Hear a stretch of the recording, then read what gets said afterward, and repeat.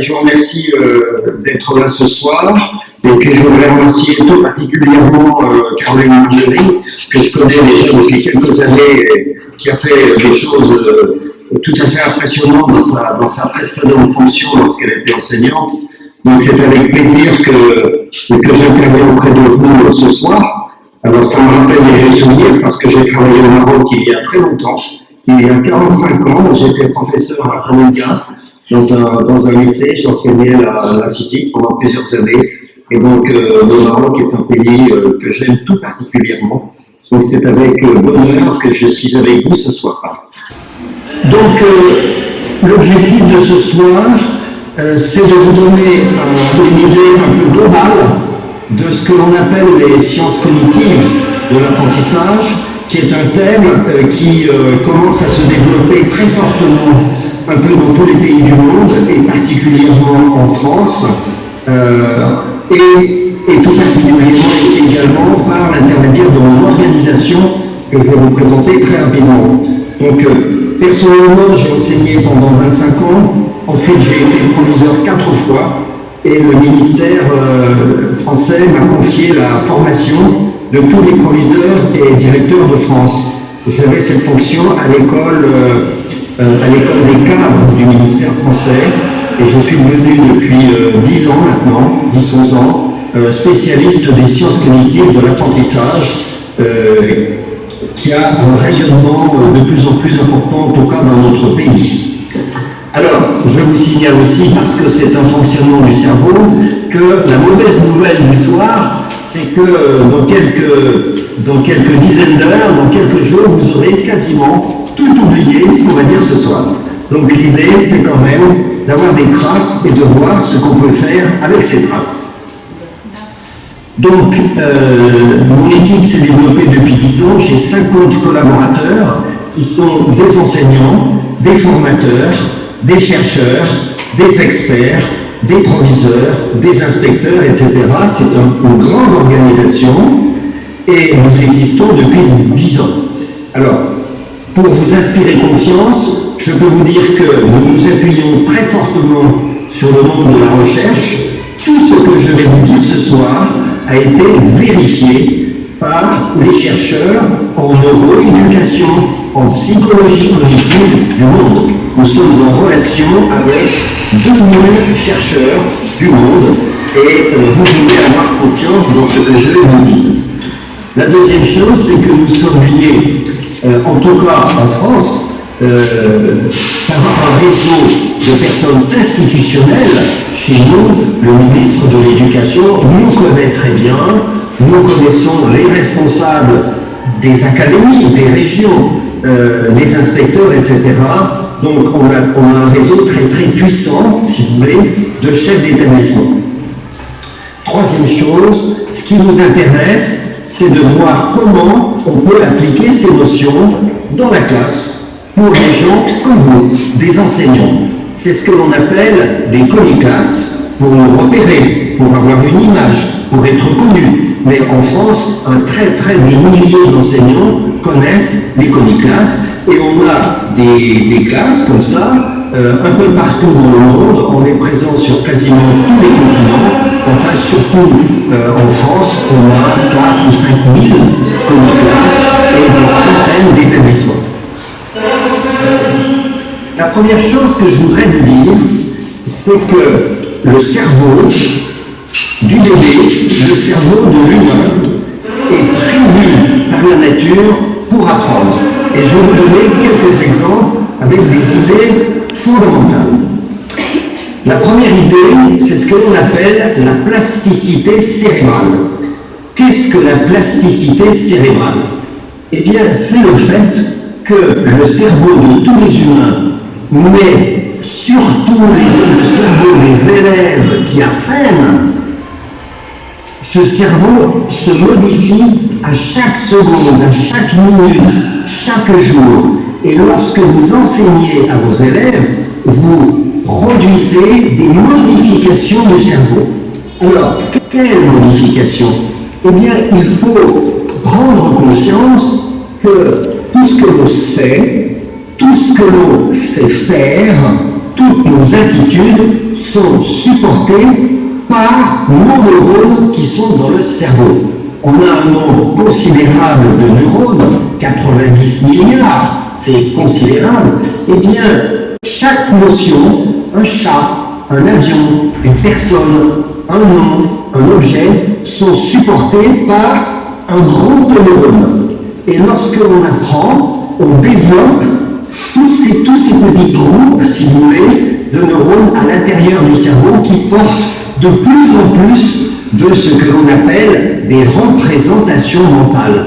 Nous avons des représentations mentales de tout ce qui nous entoure. On a des dizaines de milliers de représentations mentales. Et vous, dans votre métier, vous développez, vous produisez dans le cerveau des élèves des représentations mentales. Alors, comme je vous le disais, ces groupements, si vous voulez, de neurones dans le cerveau, se vivent continuellement.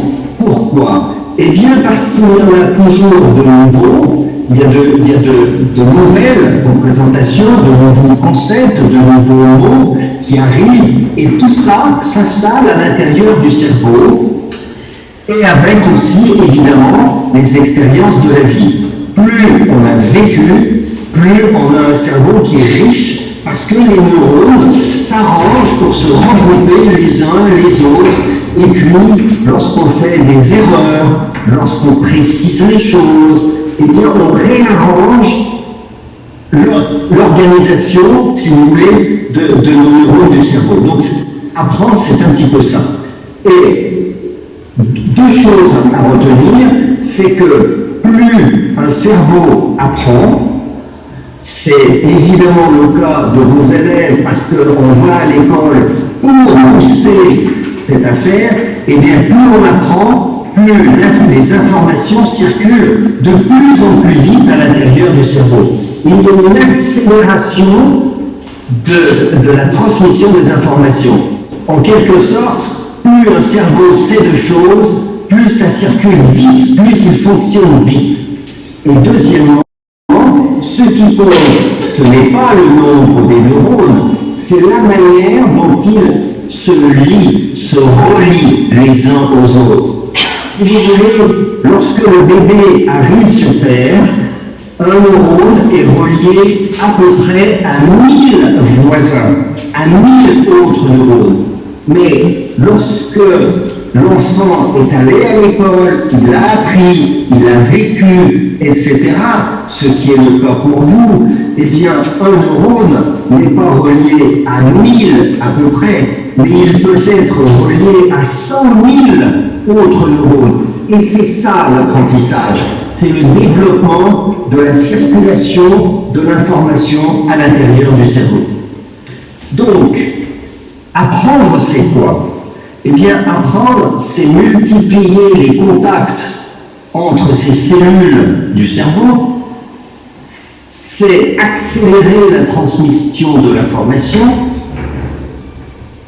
c'est réorganiser sans cesse les liens entre ces cellules, entre les neurones, pour ajuster les savoirs et les compétences, et c'est améliorer les fonctions cognitives.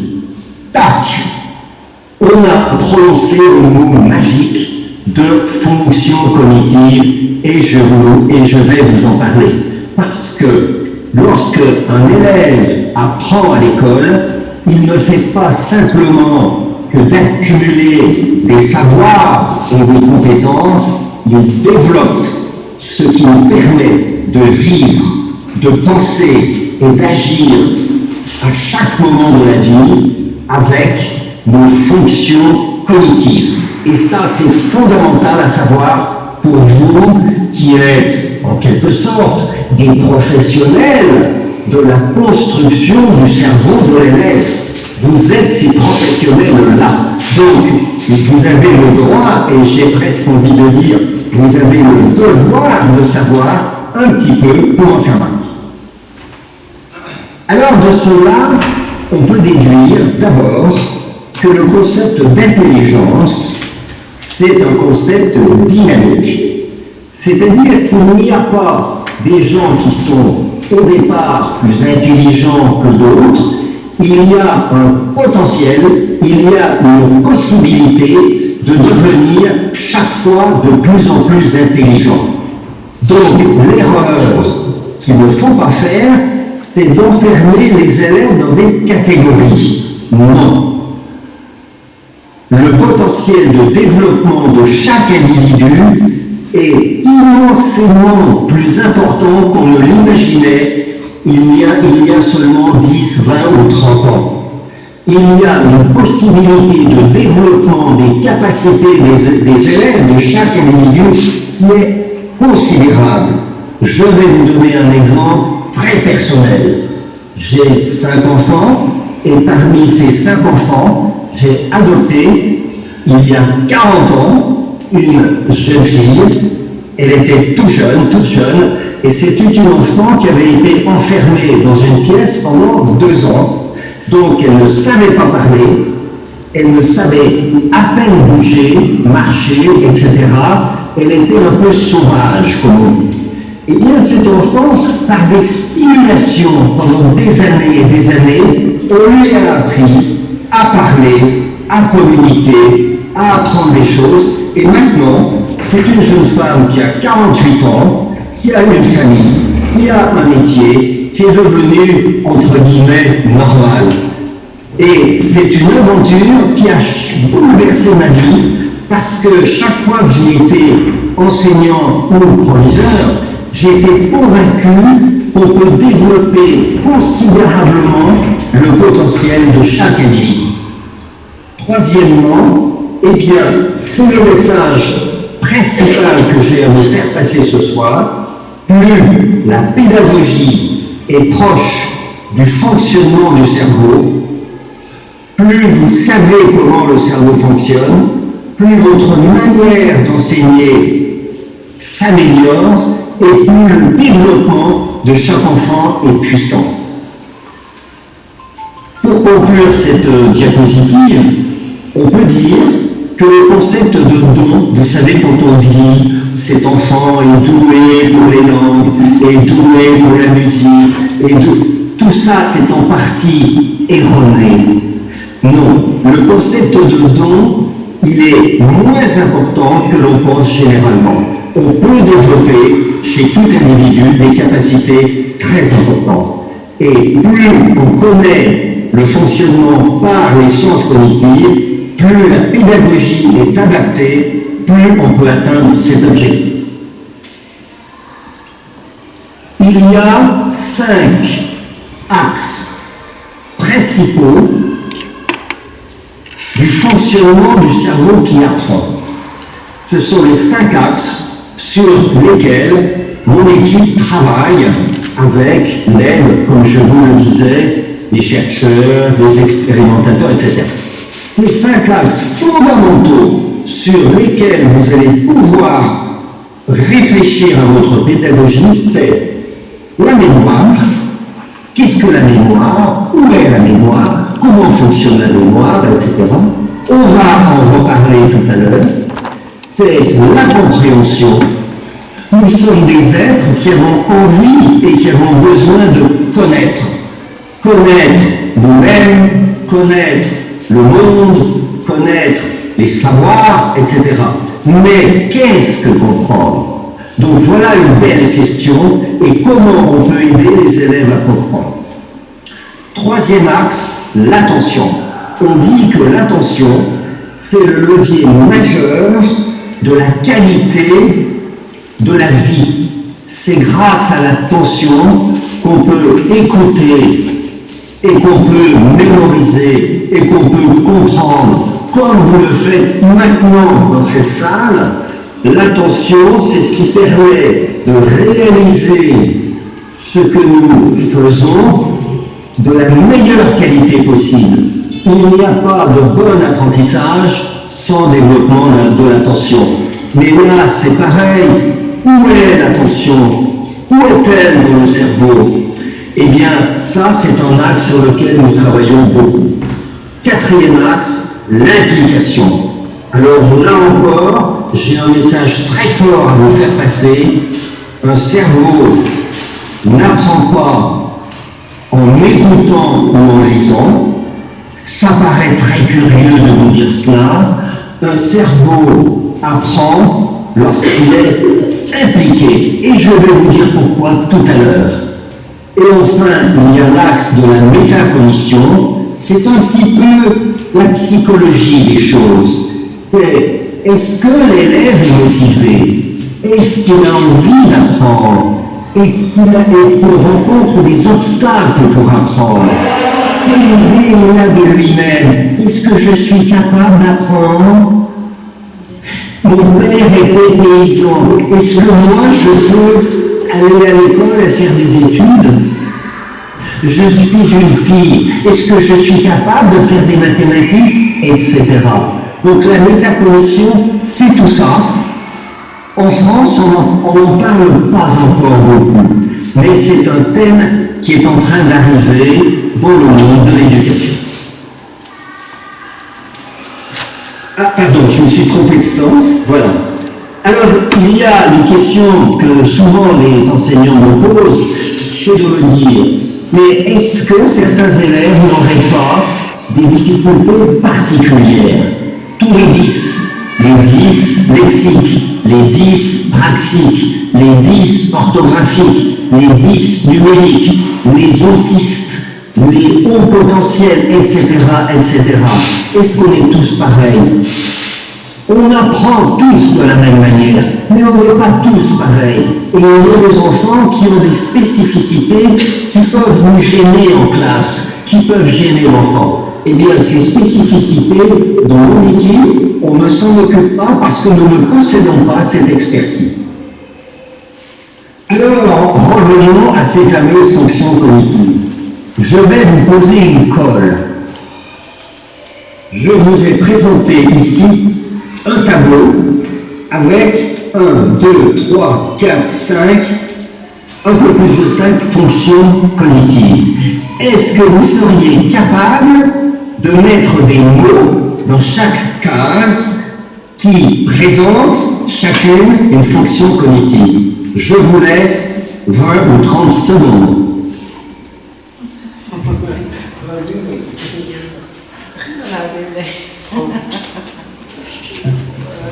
Alors, ça vaut pas.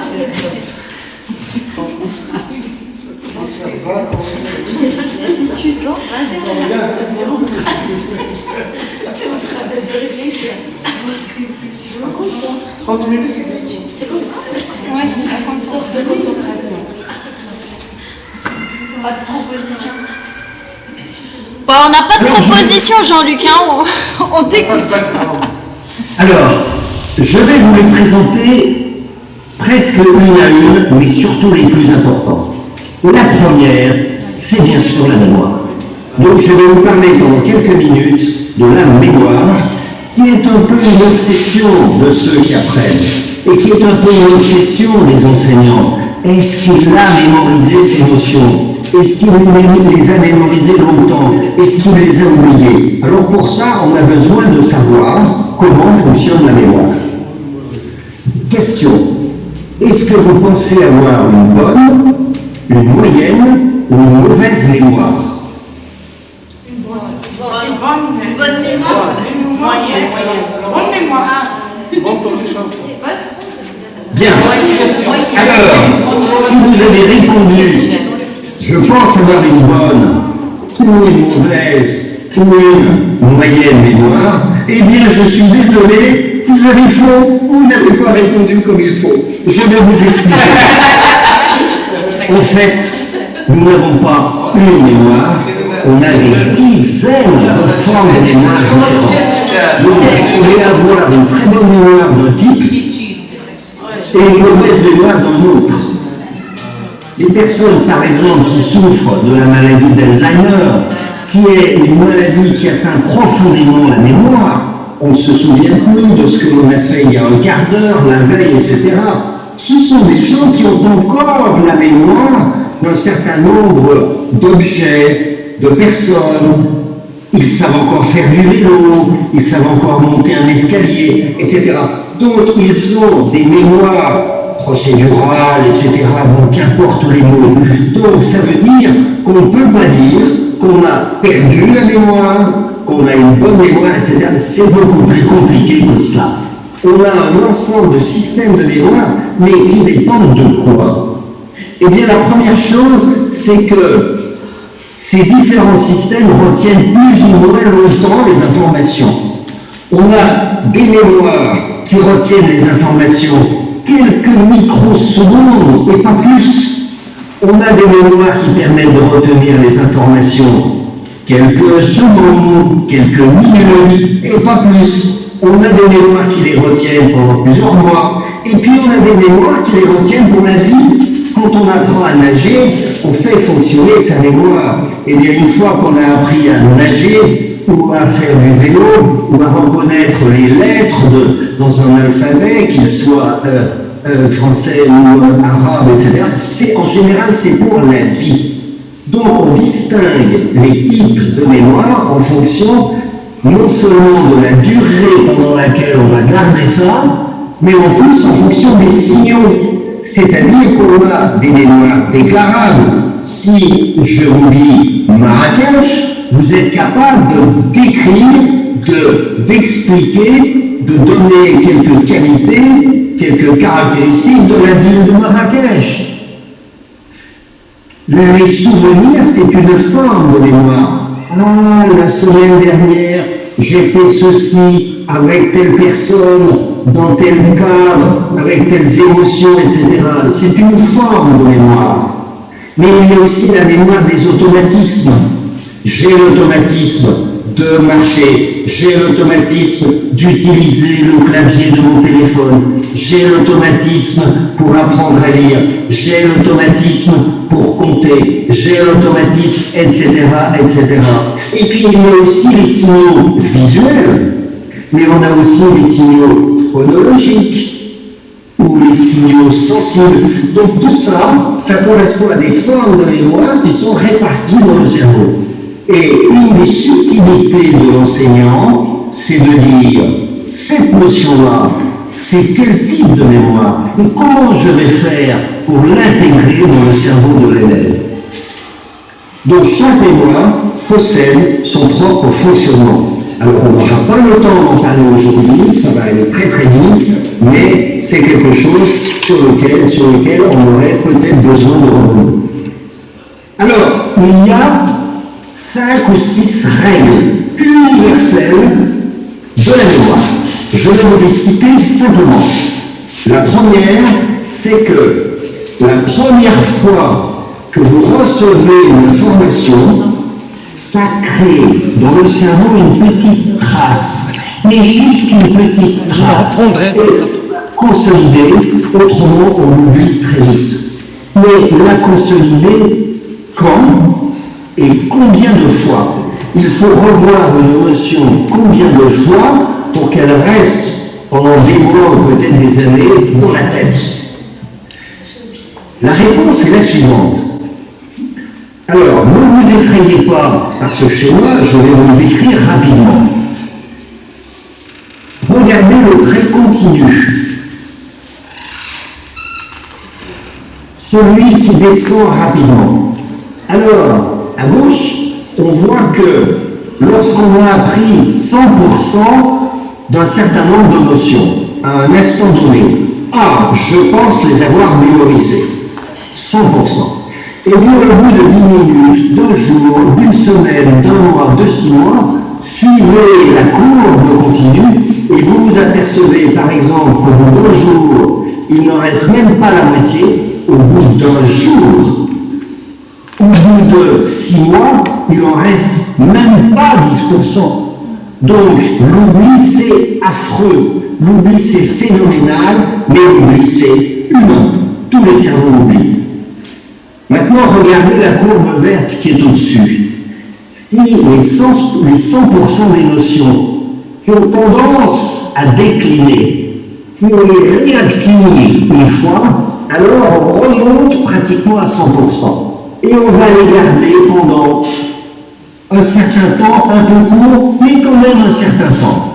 Et on les réactive une deuxième fois, et on va les garder plus longtemps, une semaine, et on les réactive encore une fois, et on va les garder 1 mois, et ensuite 6 mois. Donc, on ne peut retenir une notion, les élèves ne peuvent retenir des notions que si on les réactive de temps en temps. Et on peut les réactiver avec des écarts de temps de plus en plus grands. C'est pas la peine de les réactiver lundi, mardi, mercredi, jeudi. Non. Il faut les réactiver au bout de 15 jours, au bout d'1 mois, au bout de 2 ou 3 mois, au bout de 6 mois, et après c'est des vacances. Mais il faut faire ce travail-là.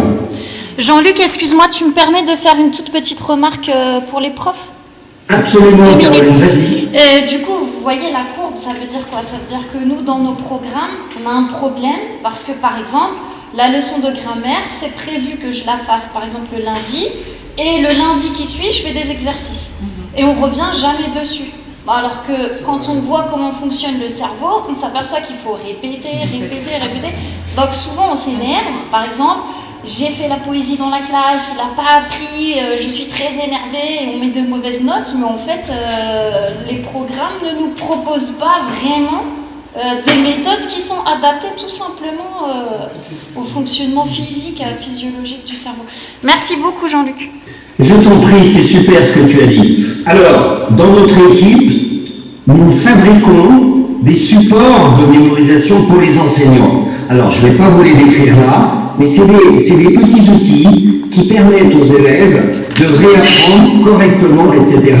Et le professeur organise des reprises planifiées par l'enseignant. Il dit, nous sommes en février, eh bien nous devons reprendre des petites choses qu'on a apprises en novembre.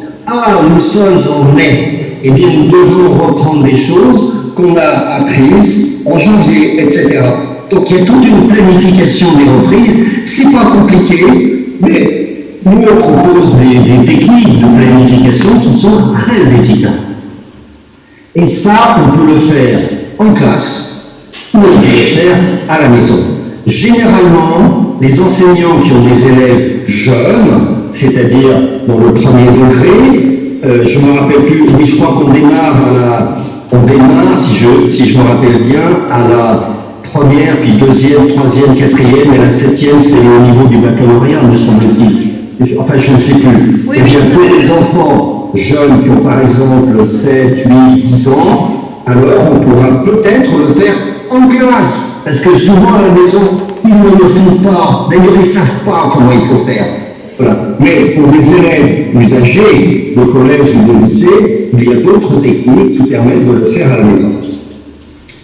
Deuxième règle fondamentale de la mémorisation, le questionnement. Le questionnement. Alors, nous nous posons, chers amis, des questions tout le temps.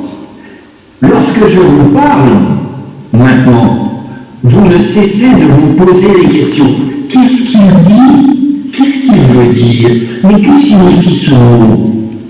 Et dans la vie quotidienne, c'est toujours comme ça. Je vais à gauche ou je vais à droite? Est-ce que ça c'est bien ou pas bien? Je vais vous présenter une phrase. Il suffit de luxer pour bien apprendre. Mais votre cerveau dit, mais il suffit de luxer? Et c'est quoi luxer? Et si vous ne vous posez pas la question, vous ne pouvez pas comprendre. Luxer est un mot qui n'existe pas. Je l'ai mis là pour vous montrer que spontanément vous vous posez des questions. Eh bien, l'élève se pose aussi continuellement des questions. Et non seulement il s'en pose continuellement, mais si vous voulez qu'il apprenne efficacement, vous devez lui faire se poser des questions avec des tests. Il faut faire des tests régulièrement. Il ne faut pas se contenter d'apporter des savoirs. Voyez-vous, là, je suis en train de vous apporter des savoirs. Simplement en vous parlant, c'est pas bien. C'est pas bien. Je ne suis pas bon en pédagogie maintenant. Je devrais vous faire poser des questions. C'est comme ça qu'on s'en souvient. Donc l'humain fonctionne pratiquement que par des questions auxquelles il essaye de répondre avec quoi? Avec sa mémoire. Il va chercher des hypothèses de réponse. S'il a ces hypothèses, et si ces hypothèses sont justes, alors il n'apprend pas, puisqu'il le savait. Par contre, si vous lui posez des questions et il s'aperçoit qu'il ne sait pas répondre, alors son cerveau travaille, et là, il apprend. Un cerveau apprend parce qu'il ne connaît pas, quand il ne sait pas répondre à des questions, et le cerveau apprend quand il se trompe. Le cerveau apprend lorsqu'il fait des erreurs. On apprend par l'erreur. Alors ça change complètement la manière d'enseigner.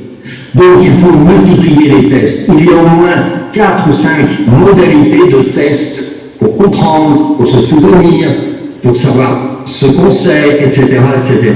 Et donc l'humain apprend en rectifiant ses erreurs. Voilà un exemple d'outil qu'on a popularisé dans des milliers de classes en France, c'est ce qu'on appelle une fiche de mémorisation, une fiche mémo. C'est quoi une fiche mémo? Vous faites un cours, par exemple, de biologie. Dans ce cours qui dure, par exemple, 1 heure, vous avez traité 4 ou 5 questions, vous formulez la question dans une colonne. Et vous formulez les réponses dans l'autre colonne qui, ici, est vierge, est vide. L'élève cache la réponse et il se dit, il se pose la question, pourquoi n'est-il pas possible de comprendre sans savoir? Ah, il se pose la question, il fait un effort et un effort d'attention. Il essaye de répondre. Il découvre la réponse, c'est bon, ok, il sait. Il ne savait pas, ou ce n'est pas exactement ça, alors il progresse, il apprend. Voilà une fiche de mémorisation. C'est très différent parmi d'autres. Caroline? Oui, Jean-Luc. J'ajoutais une petite remarque, parce que nous, on a des élèves parfois, surtout au collège par exemple, qui font des fiches, mais eux, ils écrivent comme une sorte de résumé, voilà ce que je dois savoir, et quand ils veulent réviser, ils relisent en fait. La lecture, c'est pas de la mémorisation. Alors, la révision, la lecture, ou l'écoute, hein, simplement, mais la lecture, souvent les élèves apprennent un cours en le relisant. Ça marche pour quelques heures. C'est-à-dire que si l'élève relit son cours avant le contrôle, avant de rentrer en classe, ça marche. Mais au bout de 2-3 jours, ça ne marche plus. Donc, ce qui est beaucoup plus performant, c'est le questionnement. Le problème, c'est qu'il faut que l'enseignant construise les questions, construise les fiches mémo. Et il y a maintenant des outils extraordinaires pour poser les questions aux élèves. Alors, j'avance. 3e règle, il faut comprendre pour mémoriser. Il faut comprendre pour retenir. Si je vous explique une notion que vous ne comprenez pas, vous ne pouvez pas la retenir. Alors ça, je pense que vous en avez conscience. Mais il y a quand même un effort à faire pour aider les élèves à comprendre. Par exemple, insistez, chers amis, sur le vocabulaire. Souvent, le vocabulaire soit n'est pas connu, soit donne lieu à une confusion.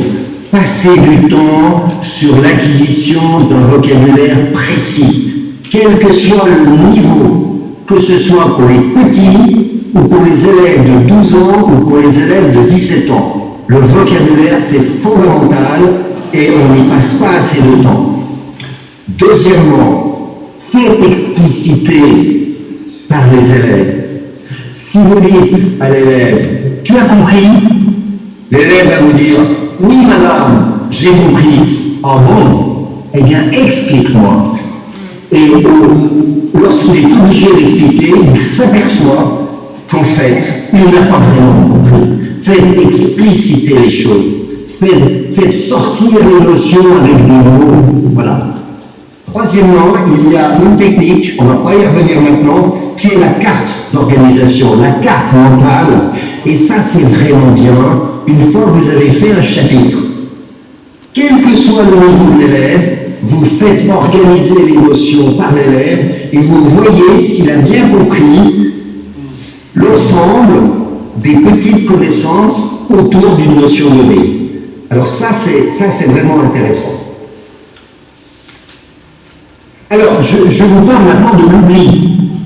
L'oubli qui concerne tout le monde. Pourquoi? Eh bien, je vous pose 3 questions là. Est-ce qu'on oublie la nuit ce qu'on a appris le jour? Tout le monde te dit oui. Eh bien, pas tant que ça, les amis, pas tant que ça. Parce que, effectivement, on va oublier. Mais le sommeil, c'est un moment qui consolide ce qu'on a appris. En fait, on ne mémorise pas beaucoup pendant la journée. On mémorise surtout pendant la nuit ce qu'on a appris le réveil.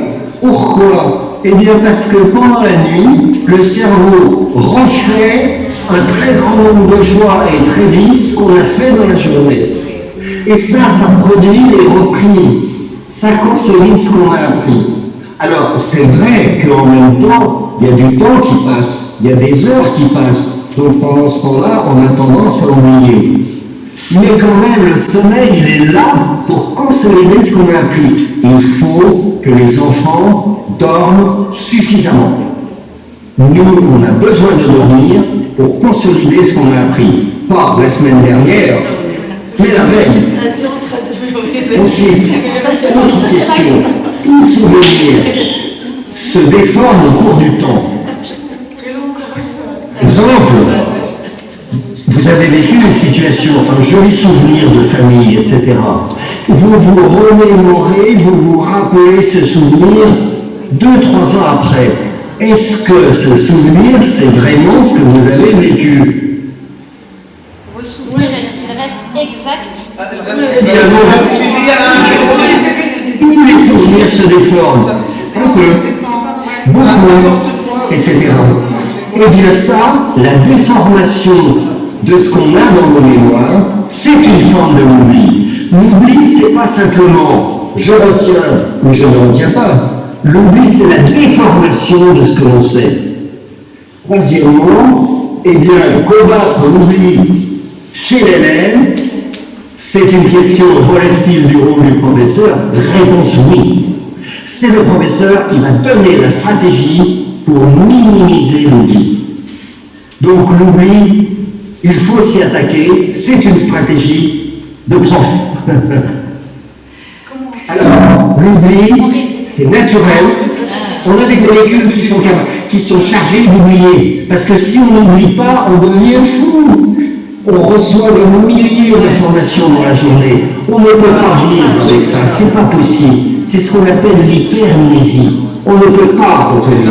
Donc, pour nous sauvegarder, pour nous sauver, on a des mécanismes qui nous obligent à oublier.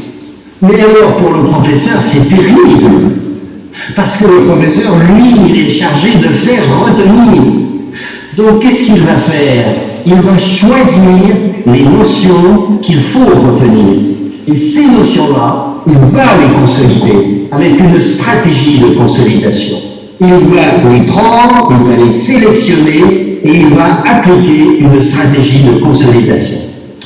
Alors pour ça, il y a un certain nombre de techniques, c'est pareil, je ne vous les décris pas. Planification des reprises, on en a un petit peu parlé tout à l'heure.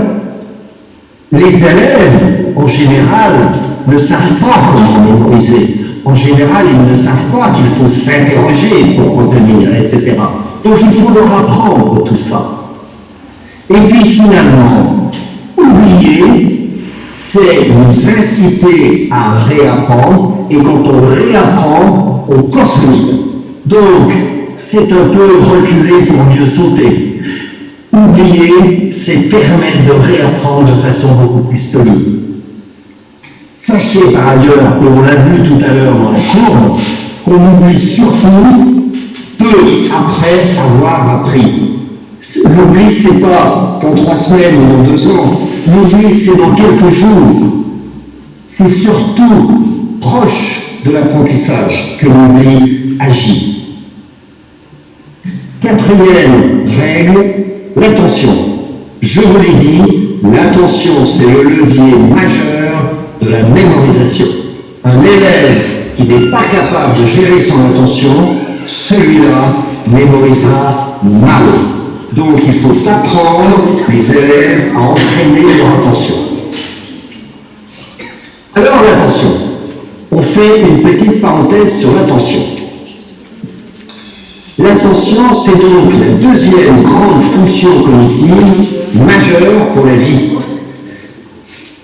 Mais nous, en France, on a un référentiel du ministère qui dit aux élèves, qui dit aux enseignants, voilà, l'élève est en classe de 5e, etc. Eh bien, cette année, vous devez leur apprendre ceci en biologie, ceci en mathématiques, ceci, etc., etc. C'est une liste, c'est un catalogue de choses à apprendre. Voilà. Eh bien, figurez-vous qu'on ne parle jamais de l'attention. C'est-à-dire que l'attention au ministère, en tout cas chez nous, c'est le parent pauvre. On ne s'y est pas intéressé. On n'a pas fait attention à l'attention des élèves. Donc ça, c'est un gros travail que nous avons à réaliser. Je vous montre une photo, je vous la laisse 10 secondes. Attention, vous êtes prêts? Top.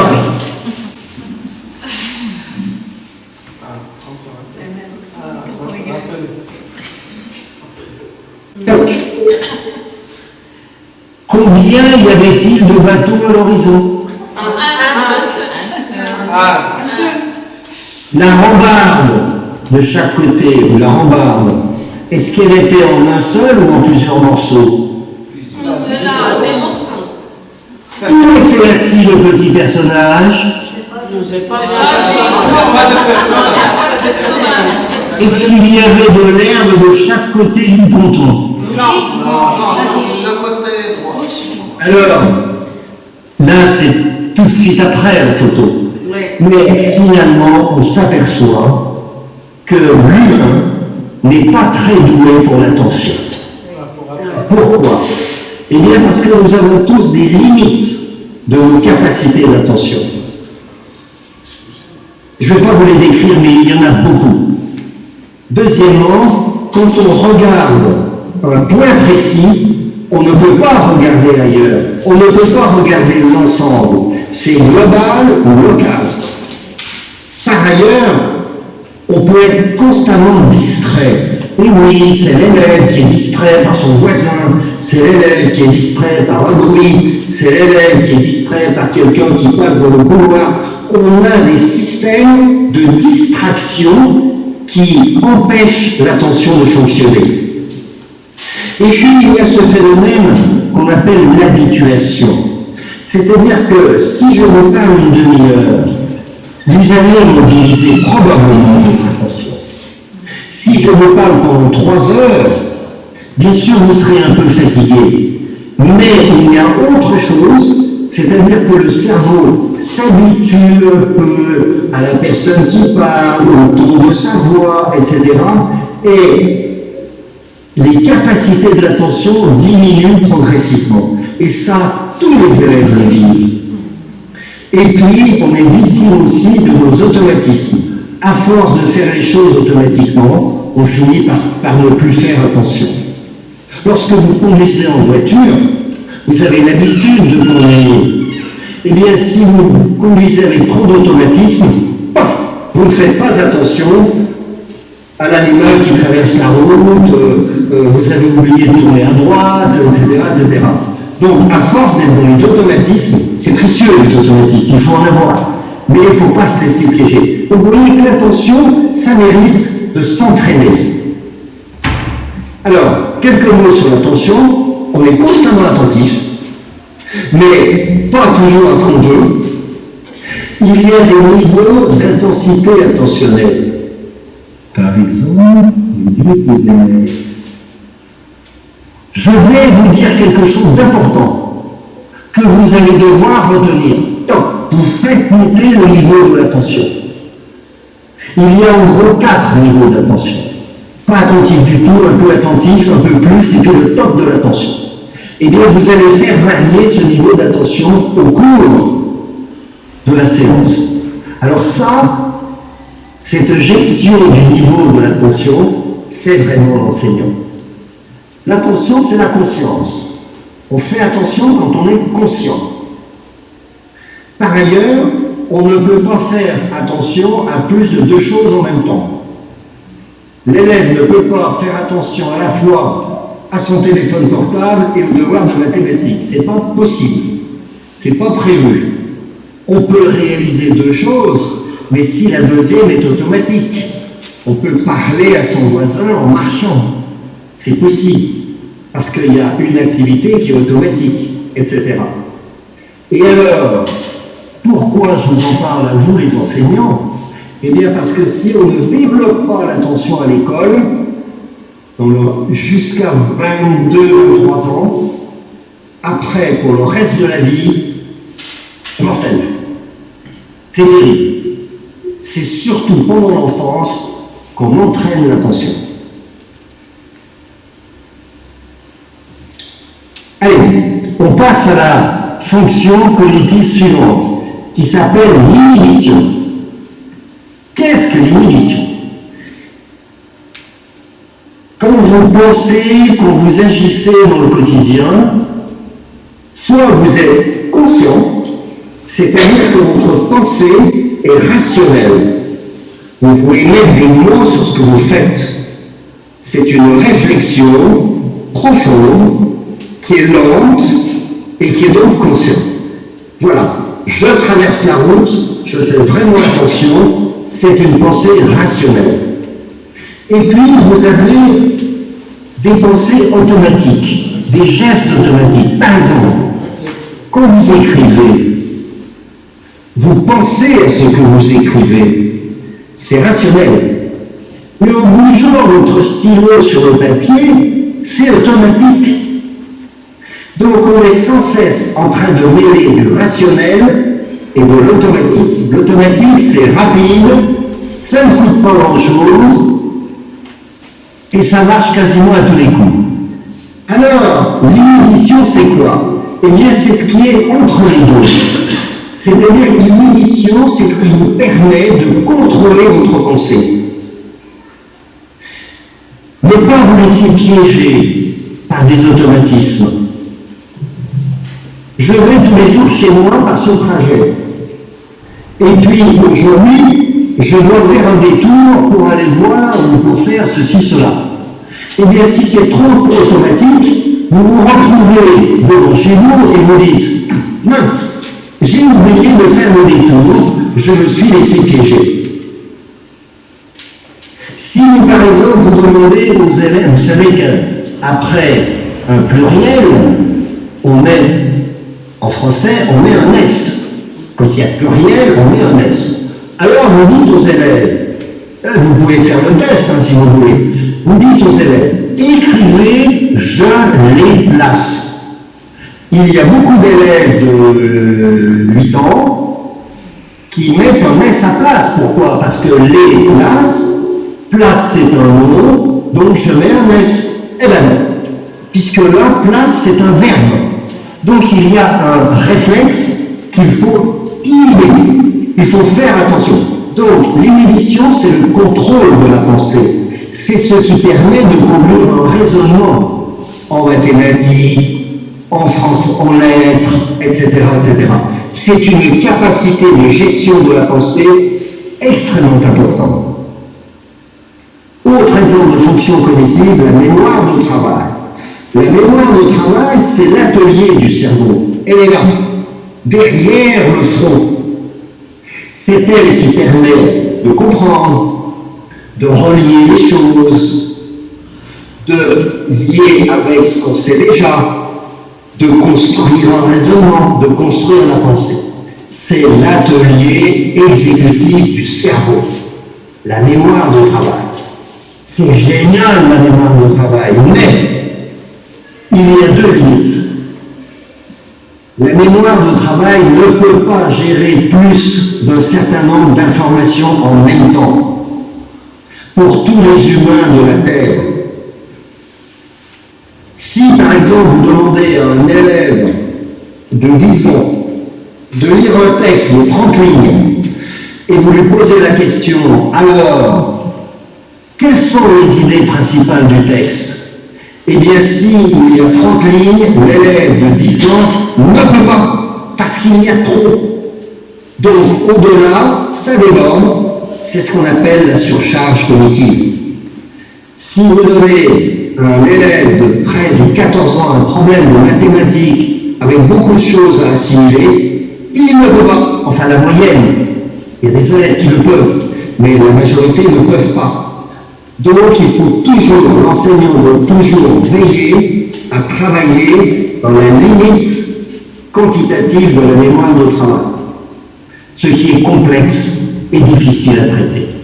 Et puis il y a une mémoire, il y a une limitation temporelle, c'est-à-dire que les informations qu'on essaie de retenir en même temps, on les a pour une poignée de secondes, au maximum 2 minutes.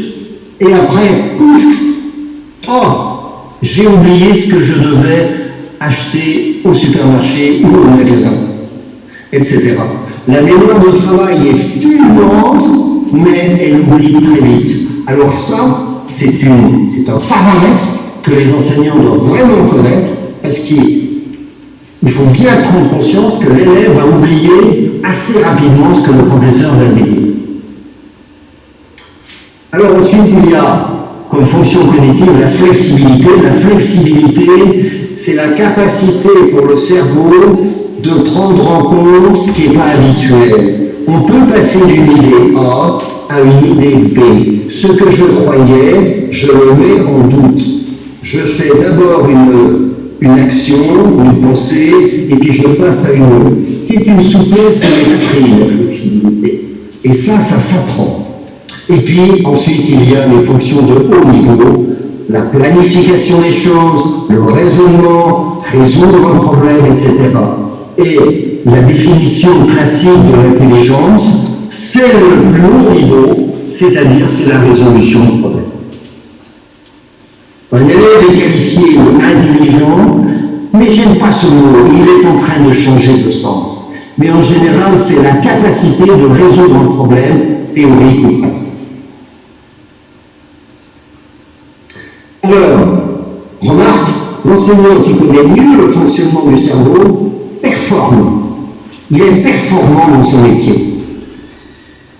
Alors finalement, conclusion de ça, que cherchons-nous à développer quand on apprend et qu'on enseigne? Alors c'est l'élève qui apprend, c'est soi-même qui apprenons, et c'est vous qui enseignez. L'enseignant apporte des choses, accompagne l'élève, et l'élève, lui, il apprend. Il y a des savoirs, bien entendu. Il y a des compétences, savoir lire, compter, faire un graphique, organiser les idées, bien sûr. Mais il y a ces fameuses fonctions cognitives. Est-ce qu'à l'école, on a développé les fonctions cognitives? Pas vraiment. Alors on se retrouve avec des adultes qui ne savent pas penser correctement. Ils ne gèrent pas toujours leur attention, leur concentration correctement. Avec le développement des fonctions cognitives, on peut aller plus vite. On gère l'inhibition, on contrôle sa pensée, on évite d'être submergé par les émotions, etc. On gère mieux sa mémoire de travail et réflexion. Donc c'est ça l'apport principal des sciences cognitives dans l'apprentissage. Et chez nous, les responsables du ministère, et le ministre lui-même, que je connais un peu, est d'accord pour dire qu'on doit revoir tout ça pour permettre aux jeunes élèves de devenir un adulte plus accompli. Je vais vous montrer des tableaux un peu complexes, un peu lourds, mais je vais vous montrer comment nous, on aide les enseignants à améliorer leur technique d'apprentissage. On a à peu près 70 pistes, petites ou grandes, qui permettent de modifier leur enseignement. C'est ça qu'on aimerait faire avec Caroline dans l'établissement. Voilà. C'est ça qu'on essaie de faire, nous, dans les 400 ou 500 établissements dans lesquels on travaille. Regardez. On ne va pas tous les prendre, les livres, hein, mais j'ai souligné au rouge des choses qui sont assez classiques chez nous. Par exemple, comment on gère les erreurs. L'élève fait un contrôle, une évaluation, on lui rend sa copie. Comment on gère erreur qui va lui servir à apprendre. Comment on fait? Il y a des techniques. Autre exemple, comment on gère les limites de la mémoire de travail que je viens de vous présenter. Il y a plusieurs techniques qui permettent de gérer quantitatif, temporel, la mémoire de travail. Autre exemple, la concentration sur les nombres.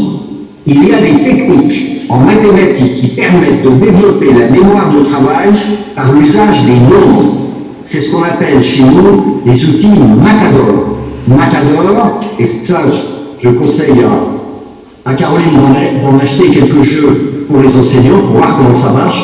Les élèves de 8 à 12 ou 13 ans adorent ça, et ça leur permet de mentaliser comment on multiplie, on additionne, on soustrait des nombres sans écrire sur le papier, tout dans la tête, pour atteindre un nombre cible.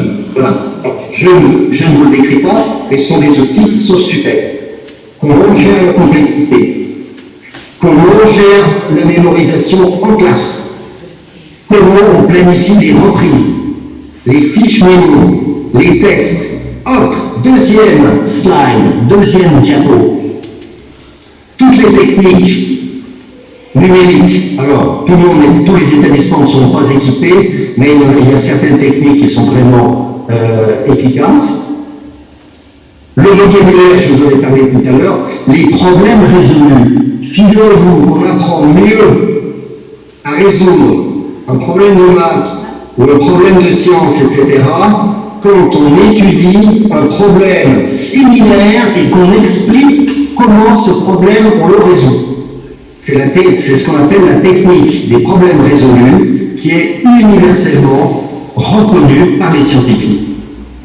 Sur l'attention, technique du calme mental. Comment on permet aux élèves de calmer leur tourbillon mental. Comment on ramène le calme. Comment l'élève gère ce qui se passe dans sa tête. Ce sont des techniques très simples. Gérer le niveau d'attention. Le système de développement de Hattol. Troisième slide. Les îlots de travail pour les élèves. Préparation d'un contrôle. Un contrôle, ça ne se décrète pas 3 jours avant. Ça se décrète 10 jours avant. Et les élèves, ils ont une feuille de route pour savoir ce qu'ils vont faire pendant les 10 jours, etc. Donc, vous voyez, c'est pas ce qui manque. Après, on peut traduire ce que je vous ai dit, mais bien d'autres choses, en de multiples pistes pédagogiques. Est-ce que, pour l'instant, Caroline, il y aurait des questions auxquelles je peux répondre? Parce que le temps passe, et dans une dizaine de minutes, on aura terminé. Vous avez des questions? Je pense que pour nous, à notre échelle, on peut sélectionner qu'est-ce qui est le plus important. C'est surtout la mémorisation, parce qu'on s'aperçoit que les enfants ne travaillent pas à la maison, donc on est obligé de gérer tout seul ce côté mémorisation. Donc il faut leur faire répéter. On a toujours du temps, 5 minutes au début de cours, ou 5 minutes à la fin du cours, ou même des fois pendant la récré, etc. Et puis... Comment favoriser l'attention chez les élèves qui sont un peu perturbés? On peut faire des jeux, comme par exemple le roi du silence. Vous connaissez le roi du silence? La maîtresse, par exemple, voilà, on compte jusqu'à 3, c'est le roi du silence, plus personne ne doit parler, par exemple, donc ils s'habituent aussi. Pour les élèves qui sont hyperactifs, c'est ça le problème. On peut faire comme des petites sortes de jeux comme ça, où par exemple je dis un mot et tout le monde doit s'arrêter, tout le monde doit être attentif, donc, et après ça devient une habitude, donc vous avez déjà un petit outil, quand vous voulez retrouver un peu de calme, vous leur dites, je sais pas, silence, c'est un peu péjoratif. Voilà, il n'y a pas de questions, mais je pense que tout le monde l'a bien suivi. Okay. Attends, mon cher Jean-Luc, juste une question. Alors, ce que je voudrais vous dire, c'est que Caroline Margerie possède une très bonne connaissance de la cognition. parce que ça fait des années qu'on travaille ensemble, vous pouvez vraiment lui faire confiance, là elle saura vous guider. Deuxième chose, si vous souhaitez qu'on prolonge l'intervention d'aujourd'hui qui est très générale, etc., en atelier sur des thèmes précis, je me mets à votre disposition pour organiser de temps en temps un thème sur l'attention, la mémoire, etc. Ça, je peux vous l'offrir. Alors, en fait, vous allez essayer de répondre aux questions suivantes. Alors, c'est pas une évaluation, mais un petit peu quand même. Vous allez essayer de remplacer les pointillés par des mots. Voilà. Nous les avons quasiment tous donnés aujourd'hui. Multiplier, alors, apprendre. Apprendre, c'est multiplier Les connaissances entre les connexions. Deuxièmement, la transmission de l'information. Ça, c'est apprendre.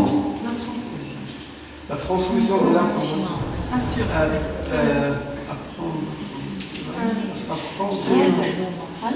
Allez.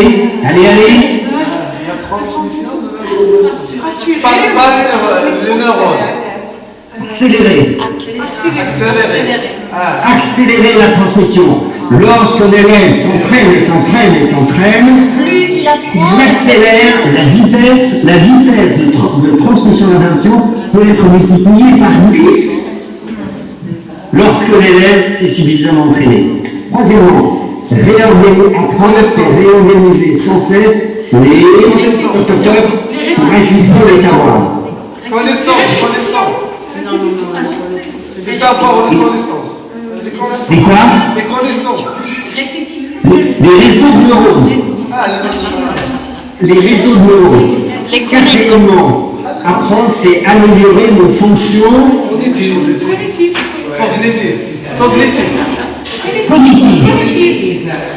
Allez, on continue. Alors là, vous avez les réponses. On continue. Il est maladroit d'étiqueter les capacités, de classer les capacités d'un élève, parce que l'intelligence est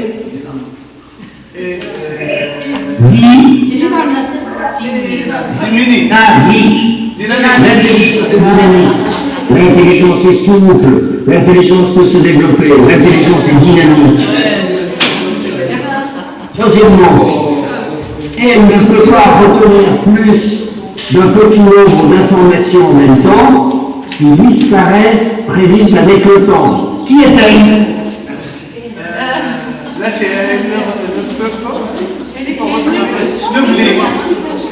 La mémoire de travail. La mémoire de travail, l'atelier du cerveau. Question suivante. Pourquoi la consolidation expansée, c'est-à-dire on reprend avec des écarts de plus en plus grands, pourquoi la consolidation expansée des notions essentielles? Vous aurez fléché les notions essentielles que vous allez reprendre et reprendre avec les élèves. Pourquoi cette consolidation est-elle impérative?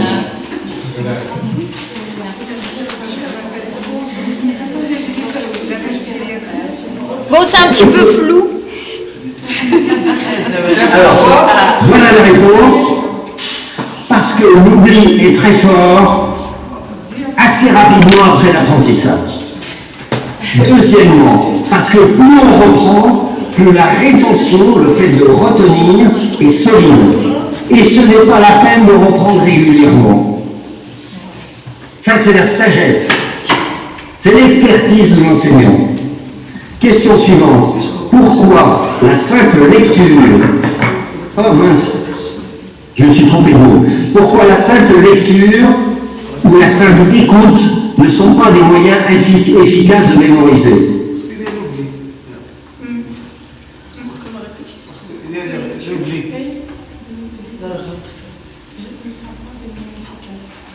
Réponse.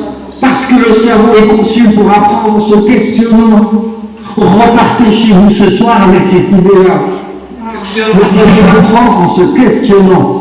Surtout en se questionnant. Allez, Comment démarrer les modalités pédagogiques éclairées par les sciences cognitives? Eh bien, d'abord, il faut se former sur la façon dont le cerveau de l'élève apprend, et cette formation est devenue indispensable. Le mécanicien ne peut pas réparer le moteur d'une voiture s'il n'a pas appris comment il fonctionne. Le médecin ne peut pas prononcer un diagnostic s'il ne sait pas comment l'organisme fonctionne. L'enseignant ne peut pas enseigner de façon performante s'il ne sait pas comment le cerveau fonctionne. Voilà. Alors, nous avons un site qui est à votre disposition, il est à disposition de tout le monde, et ce site a un titre très simple, science-cognitive.fr. Eh bien, sur ce site, vous trouvez tous les outils pour essayer de monter des pistes pédagogiques, des modalités pédagogiques. Nous, on appelle ça Cogniclass, je vous le disais tout à l'heure. Qu'est-ce qu'une Cogniclass? Comment on monte une Cogniclass? Qui est concerné? Est-ce que c'est la direction? Est-ce que c'est les parents? Est-ce que c'est les élèves? Est-ce que c'est les collègues, etc. Comment on bâtit un projet? Comment on se forme soi-même? Comment on forme les élèves? Qu'est-ce qu'on dit à la direction? Mais là, c'est l'inverse, puisque c'est Caroline elle-même qui m'a sollicité, mais en général, c'est plutôt les enseignants qui vont voir le proviseur en lui disant écoutez, monsieur le proviseur, ça serait bien qu'on s'intéresse, etc., etc. Donc vous avez tout un jeu de petites fiches qui vous expliquent comment vous rentrez dans le cours. Et sur notre site, on y trouve quoi? On y trouve quelques fiches théoriques qui vous expliquent un peu ce que je vous ai dit ce soir, des fiches pédagogiques qui vous disent comment on peut faire, les outils pour créer une connaissance, des bibliographies, c'est-à-dire, nous écrivons, il y a une maison d'édition très très importante en France qui s'appelle Nathan, je ne sais pas si vous connaissez cette maison. Eh bien, nous avons un accord avec eux, tous les ans, on publie un livre chez Nathan, et le dernier, qui va paraître dans quelques jours, à la fin du mois de mai, c'est apprendre à apprendre. Comment on apprend aux élèves à apprendre, etc.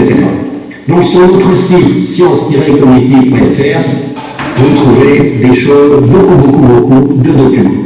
Alors voilà un exemple de projet dans un collège dans l'est de la France, mais je pourrais vous en citer des centaines, qui concerne deux professeurs autour de classe. Alors chez nous c'est 6e et 3e, je ne me rappelle plus comment ça marche au Maroc, et qui concerne cette classe. Qu'est-ce qu'ils font ces gens-là? Eh bien, axe 1, d'abord, ils s'intéressent à la métacognition, c'est-à-dire comment on aide les élèves à se situer dans leur apprentissage, comment on les aide à surmonter leurs obstacles, comment on les aide à gérer leur mémoire, à gérer leur cerveau, etc. Deuxièmement, ils font un travail important autour de la mémoire. Et ils ont mis en place un système de consolidation à rythme expansé, ce que je vous ai expliqué tout à l'heure, avec la construction de fiches mémoire. Et puis, ils ont mis en place un outil numérique qui s'appelle Anki, qui est un outil assez extraordinaire, surtout pour les grands, pour les élèves de niveau lycée. Ensuite, axe 3, ils proposent aux élèves de préparer mieux leur contrôle. Alors tout le monde est gagnant, parce que l'élève est gagnant, il aura une meilleure note, et le professeur est gagnant parce que les élèves auront de meilleures notes. Voilà, donc l'axe 3, et l'axe 4, et bien justement, c'est l'outil de mentalisation numérique qui permet de développer la concentration. J'ai terminé, il y a l'adresse du site, il y a une adresse Internet de contact, vous pouvez me contacter. Voilà, de toute manière, je vais fournir ce support visuel à votre directrice. Nous avons un site Facebook. Alors attention, ce site Facebook, on a à peu près 5000 personnes qui nous suivent. Attention, il y a 4, pour y rentrer, il y a 4 questions auxquelles il faut répondre. Si vous ne répondez pas aux 4 questions, le système est fermé. Donc si vous voulez rentrer dans le Facebook, il faut répondre à 4 questions. Le titre, c'est apprendre à se former avec les sciences. On a un petit détecteur. Et là, je vous montre les ouvrages que nous publions depuis 4 ou 5 ans. Voilà. Tous disponibles.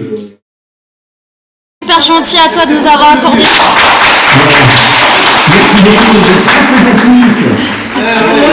Merci à toi, c'était vraiment gentil. Et si vous souhaitez nous faire une petite visio avec lui, on pourra voir. Alors, si tu veux, Caroline, Oui. D'accord. Je suis, tu le sais, à ta disposition. Merci infiniment Jean-Luc, merci beaucoup, c'est vraiment très très gentil. Attention, sinon tu passes